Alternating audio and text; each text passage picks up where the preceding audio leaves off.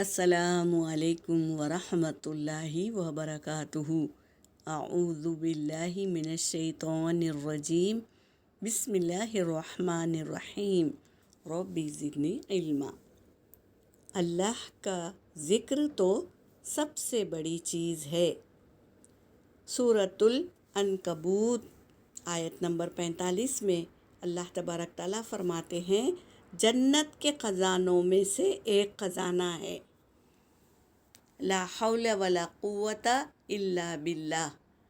یہ جنت کے خزانوں میں سے ایک خزانہ ہے، اس کو کثرت سے پڑھیں۔ حدیث پاک کا مفہوم ہے، نبی صلی اللہ علیہ وسلم نے فرمایا، جو شخص ایک دفعہ کہتا ہے اس کے لیے جنت میں کھجور کا درخت لگا دیا جاتا ہے۔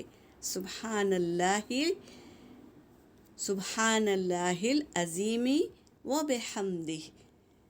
یہ ایک بات پڑھیں تو جنت میں کھجور کا درخت لگا دیا جاتا ہے۔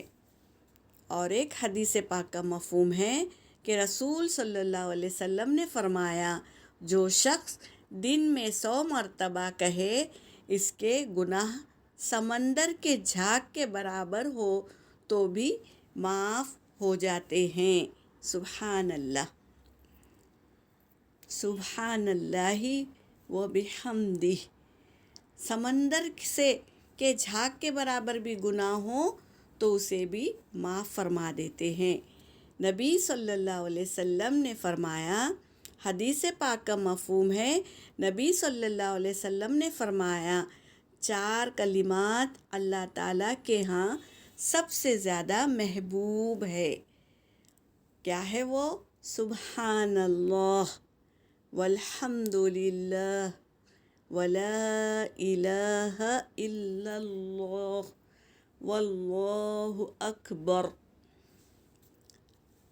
یہ کلمات پڑھنے سے کیا ہے؟ زیادہ محبوب ہے اللہ کو یہ کلمات، تو کثرت سے یہ کلمات پڑھے۔ حدیث پاک کا مفہوم ہے کہ آپ صلی اللہ علیہ وسلم نے فرمایا، جو شخص یہ کلمات کہے تو اللہ تعالیٰ اسے بخش دیتا ہے، خواہ وہ لڑائی سے بھاگا ہو، یعنی جنگ میں سے اگر انسان ڈر کے بھاگ گیا ہو تو کتنا بڑا گناہ ہے۔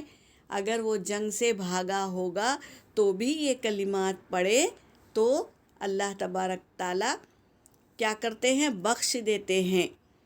تو یہ کلمہ کیا ہے؟ استغفر اللہ الذی لا الہ الا هو الحی القیوم واتوب الیہ۔